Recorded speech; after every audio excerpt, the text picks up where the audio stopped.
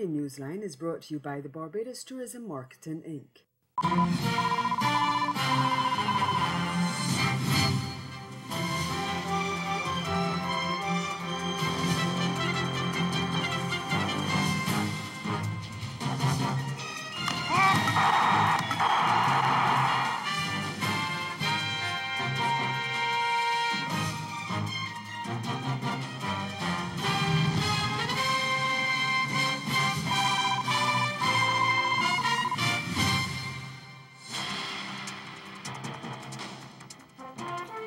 The Bahamas government defends its recovery efforts post-Hurricane Dorian and promises improved coordination. Our top story in Caribbean Newsline for Thursday, September 12th. From the CMC News Center in Bridgetown, I'm Ricardo Roberts. Good evening. Thanks for joining us. Bahamian Prime Minister Dr. Hubert Minnis has defended his government's handling of recovery efforts following Hurricane Dorian. At least 50 people have been confirmed as having died when the Category 5 cyclone battered the Abaco Islands and Grand Bahama last week, devastating the islands in the north of the archipelago. More than 2,500 people are also still missing. Now, in an address to the nation on Wednesday night, Minnis said the death toll is expected to rise significantly, and he announced plans for a national day of mourning and ordered that flags be flown at half-mast on all public buildings. The Prime Minister also noted the criticisms against his administration in the wake of the disaster and said the government was moving to remove the red tape that has been hampering the recovery. I understand the deep frustration of those who have had to deal with bureaucratic roadblocks. We are aggressively shredding the red tape that is frustrating many who want to help. We are fixing these problems and bringing in extra personnel and capacity to direct the aid from private citizens, corporate donors, international agencies, and foreign governments. Prime Minister Minnis also announced the appointment of individuals to lead the recovery efforts going forward. As a part of the recovery efforts, I have appointed Mr. Jack Thompson and Mr. Algernon Cargill as the Hurricane Relief and Redevelopment Coordinators in Abaco. President of the Senate, Mrs. Kay Forbes-Smith, will lead the effort in Grand Bahama. The Ministry of Education is preparing a comprehensive plan to relocate thousands of students to other schools. It is essential that we get students from affected areas back to school as quickly as possible. A field hospital has been set up in Grand Bahama with Abaco to follow. A floating hospital has arrived in Grand Bahama.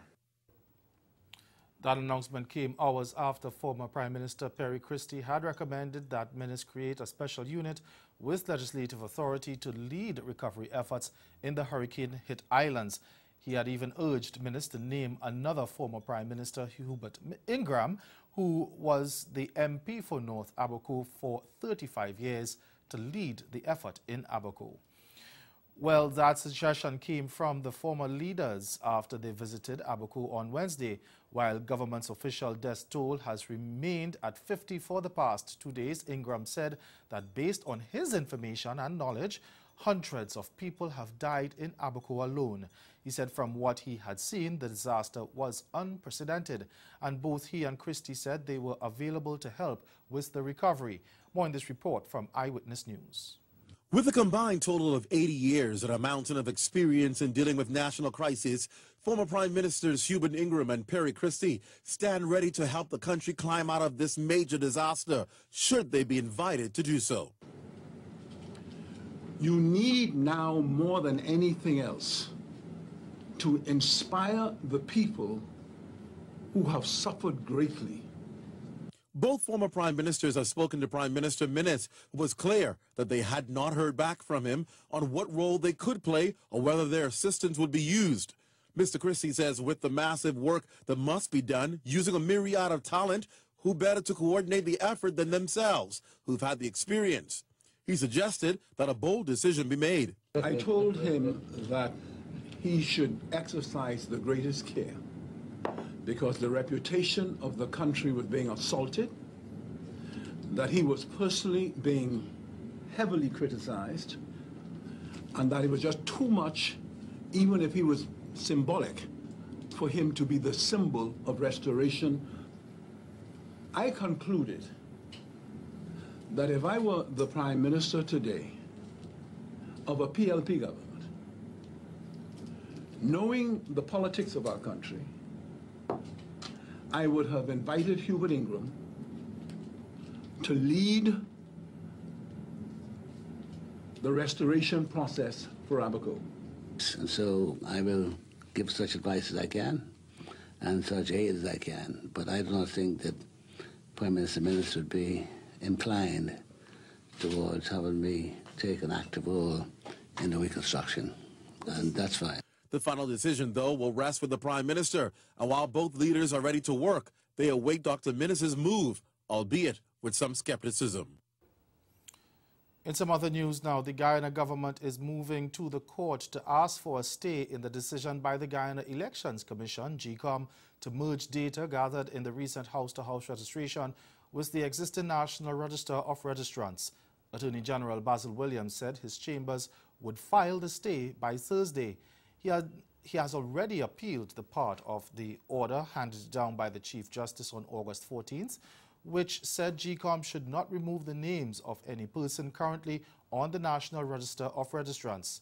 2 weeks ago, the elections body announced that in light of the Chief Justice's ruling, the data garnered from the house-to-house registration exercise that was brought to a halt would be merged with the existing register. Meanwhile, Williams met Wednesday with representatives of the U.S.-based Carter Center, which works to resolve conflict and advance democracy. Now, following the talks, he said government wants early elections, but it is waiting on the signal from GECOM. Following his meeting with representatives of the Carter Center, which was instrumental in the historic 1992 elections, Attorney General Basil Williams downplayed suggestions that the government, through its legal challenges to the no-confidence motion and other methods, has sought to hold on to power and delay the holding of general elections. We wish we could have had early elections, We are very confident that we had started a transformation in this country that was very well appreciated by the people of this country and even the people in this region and the world afar. We're very confident with what we have done in the 3+ years before the treacherous act. The Attorney General repeated the government's position that it is the Guyana Elections Commission, GECOM, which is responsible for the elections, and once it is ready, the President will announce a date. GECOM has to be ready. The President has said it ad nauseum. He would like to call the election tomorrow, but he has to be advised by GECOM as to his readiness. We would like early elections. We're very confident with our record in those just under 4 years that we would be given the opportunity to continue the good work. You're watching Caribbean Newsline. Still to come, a political party promising to get autonomy for Tobago if it wins elections, and teachers in the Twin Island Republic lose a high court case. The details of those stories when we return. Stay with us.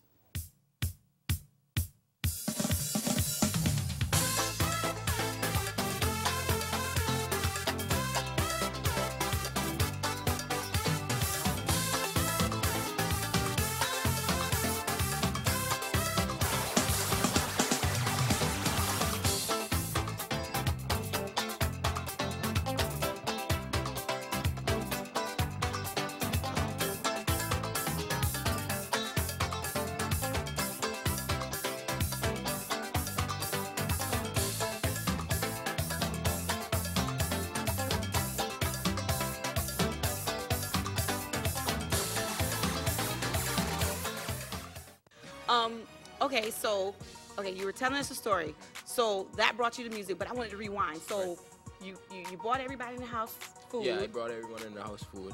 I went in the room. I was doing illegal activities at the time. Okay. So during the process, I was in the process of doing a transaction. Yes. Okay. And he walked in, and he was like, "See y'all niggas get slipping." And To my saucepan, I'm going in with evaporated milk, sugar, some vanilla or mixed essence, and some currants or some raisins. I'm just gonna grate in a little bit of nutmeg. Now, she didn't tell me to put nutmeg, but I'm just, I'm just switching it up a little bit just to add some more flavor to this. Welcome back to Race Central TV. Did you know this is the longest running motorsports show on television? I'm your co-host, Ray Maloney. Let's get back to the action. On the front straightaway, now Ryan Hunter-Reay is to the inside. Huge crash, Hunter-Reay, Sato, oh no, and Rossi is in it. A lot of cars. Up in the fence is Rosenquist. This is disastrous for Rossi in the championship. His teammate, everybody out. Oh, look at that.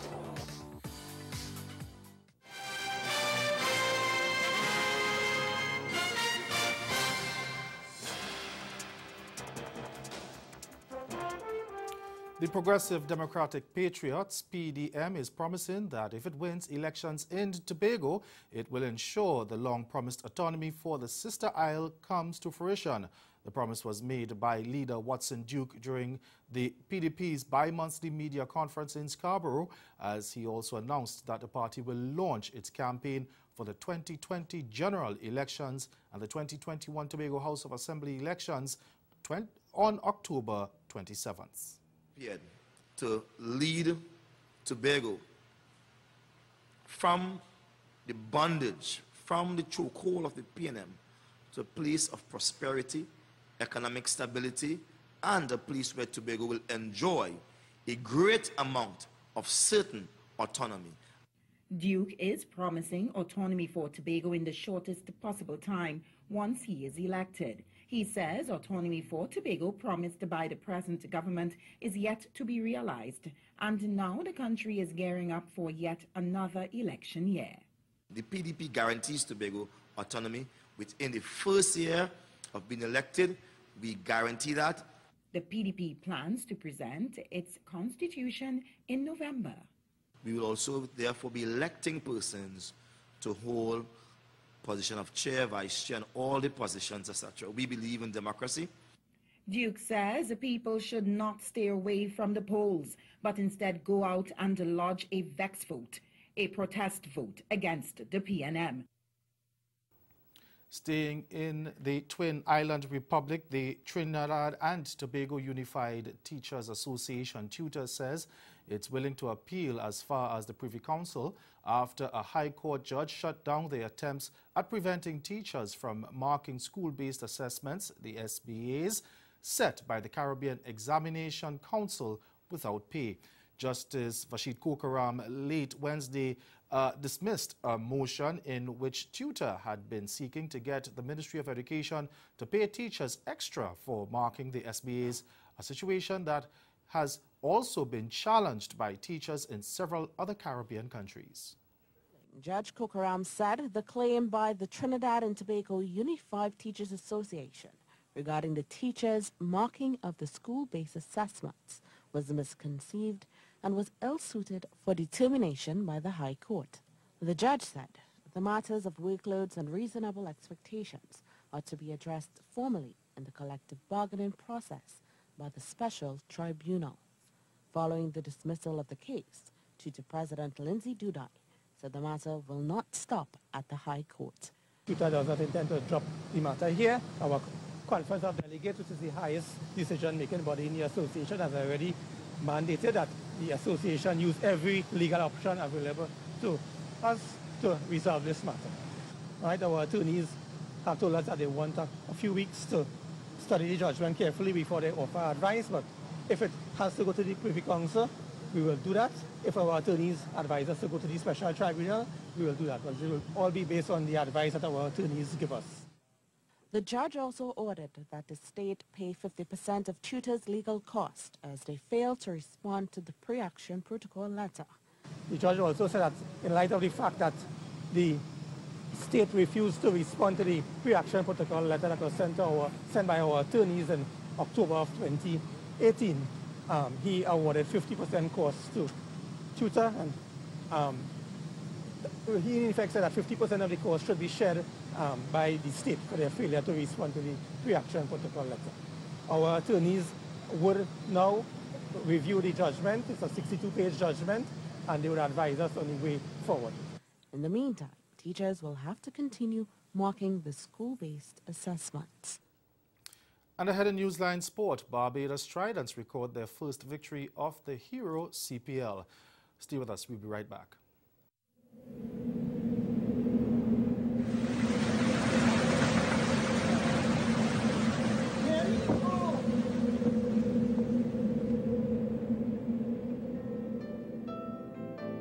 When you think of what we went through with Hurricane Irma, you had to be able to recognize what are the things we need to do to cope with the aftermath. The psychological trauma, to me, is probably the most telling on a lot of people. Preparedness is the key. So when people are prepared, when people have what their resources in terms of how they can cope with the disaster, they're better able to be able to return to their normal life. They're better able to make decisions that are informed for themselves and for their family, and then for their community. Be ready. Look, listen, and link.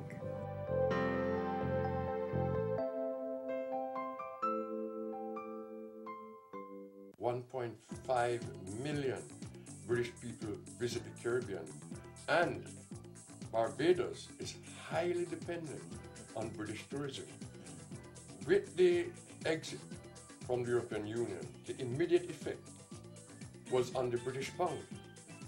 The devaluation was significant, which made it a whole lot more expensive for British citizens to travel to the Caribbean. So 35 minutes to kind of get the judges off their seats and into this arena. 35 minutes for you guys, which will start right now. Are we gonna, yeah, here's a fire and a flame, and they've created their own roasting grill, their own grill here, where they're going to roast their peppers, and they're roasting some coconut as well.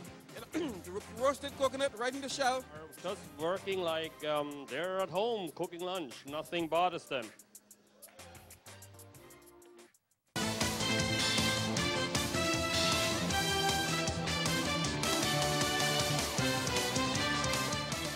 A 3-wicket haul from Sandeep Lamichhane gave Barbados Tridents their first victory of the Hero CPL as they won match 8 against host St. Kitts and Nevis Patriots by 18 runs at Warner Park on Wednesday. The batting first, Tridents put up a modest 186 for 2 with half-centuries from Lenny Kobaucha and Johnson Charles, while J.P. Dumini scored an unbeaten 43.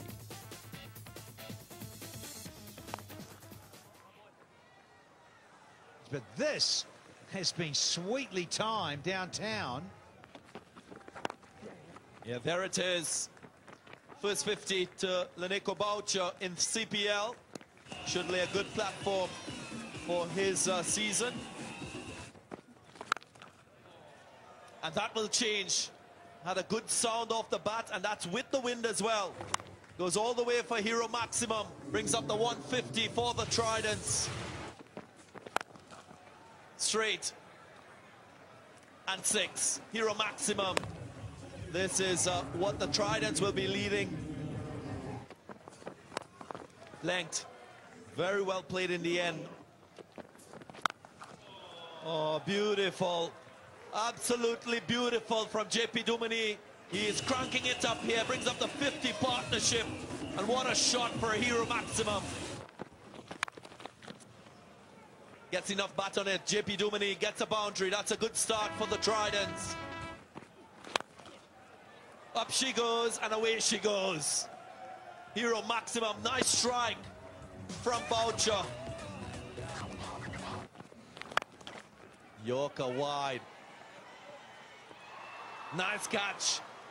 dropped. For a moment, he had it in his hands. Dominic Drakes, yeah.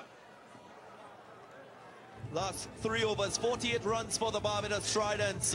The Patriots will be disappointed with their fielding effort. I think they'll be reasonably happy that they have restricted the Tridents to 186.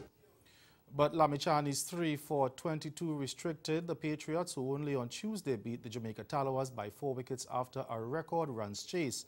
Jason Holder and off-spinner Hayden Walsh picked up 2 wickets each for Tridents.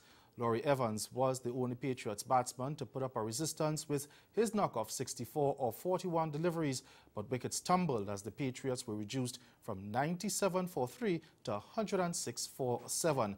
Here's a look at the tail end of their runs chase.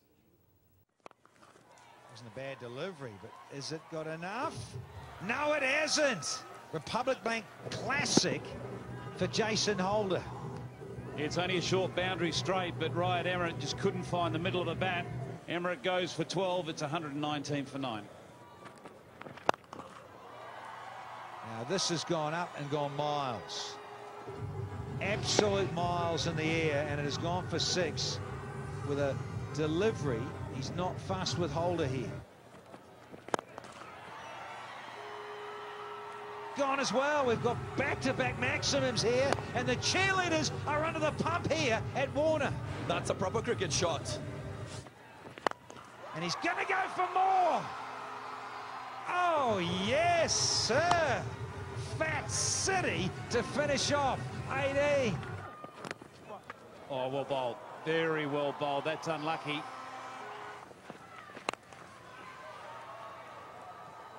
Just carved away past square leg. And he can also hit the ball out of the ground. 1 bounce 4.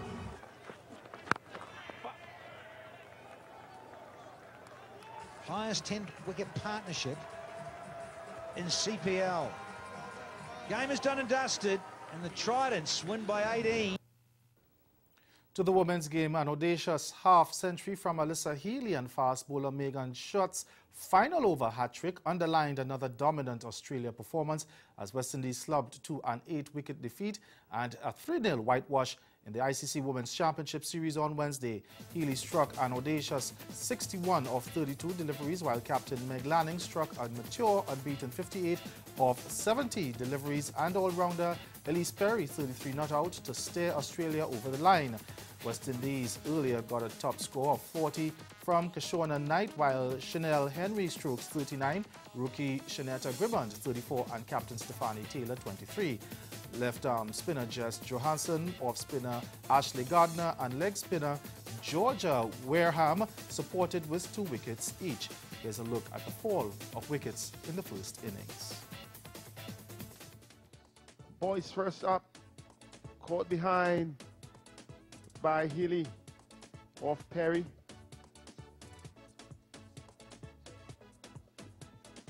Cooper trying to hit over the top. Knight playing across the line. McLean, soft dismissal. Stephanie Taylor would have come out, but that one an easy catch. Stacey and King going in similar fashion, hitting in the air, giving an easy catch.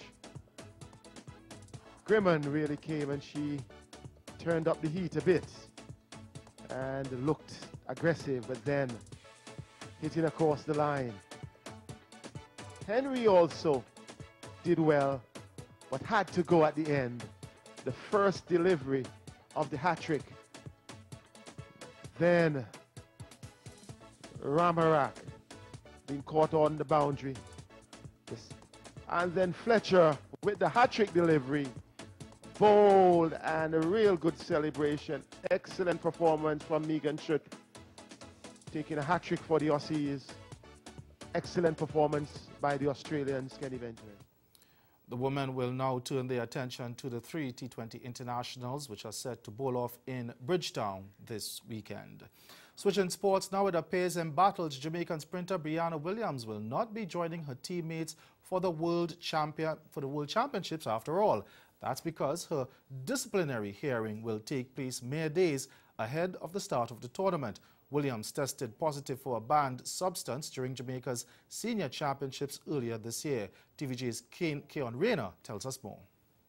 Following approximately 30 minutes of case management behind closed doors with a 3-member independent anti-doping disciplinary panel comprising of Chairman Attorney Ken Gammon, medical practitioner Dr. Marjorie Vassell, and sports administrator Denise Forrest on Tuesday, the date for Brianna Williams' actual hearing was scheduled for later this month at a venue to be decided. We have set the hearing dates, that's the most I will tell you, for the 23rd, the 24th, and the 25th of September. That's this month at 10 o'clock. More than likely we might come back here, but I'll confirm. And at that time, we will then take the evidence and we will then make our determination accordingly. Gammon made the disclosure to members of the media gathered at the Jamaica Pegasus on Tuesday following the hearing. Well, we had the preliminary hearing as to whether the athlete wanted to, whatever she wanted to do, she has the opportunity and or the right to waive a hearing or have a hearing. She chose to have a hearing. We wouldn't have known that until now. We are having a hearing on the 23rd, and we'll proceed accordingly. We'll make our findings in due course based on the evidence. Meanwhile, another Caribbean athlete may miss the upcoming World Champs. Trinidad and Tobago sprinter Michelle Lee Aye has been slapped with a provisional suspension from athletics as she is facing an anti-doping rules violation. The Athletics Integrity Unit, the AIU, an independent body of the IAAF, confirmed the suspension in its updated list of suspensions published on Thursday. According to the AIU, the provisional suspension is when an athlete or other person is suspended temporarily from participating in any competition or activity in athletics prior to a final decision at a hearing conducted under the IAAF anti-doping rules or the Integrity Code of Conduct. Aye, who was a member of the Trinidad and Tobago Beijing 2015 World Championship 4x100 meter bronze team, won silver in the women's 100 meter at the Pan Am Games in Lima, Peru on August 7th. And that's the sports. Stay with us. We'll be right back.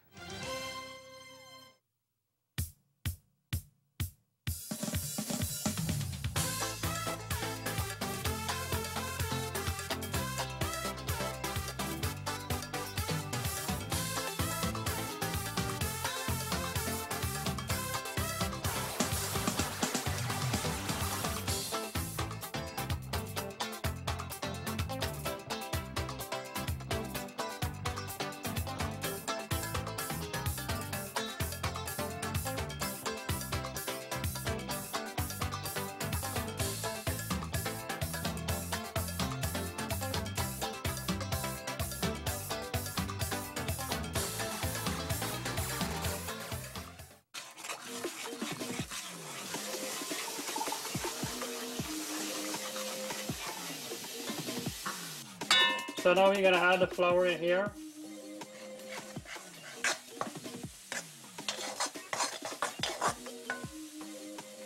Okay guys, so this gotten a golden brown here now, and this is the color we're looking for. So we're gonna turn off the stove, and now we're gonna add the syrup.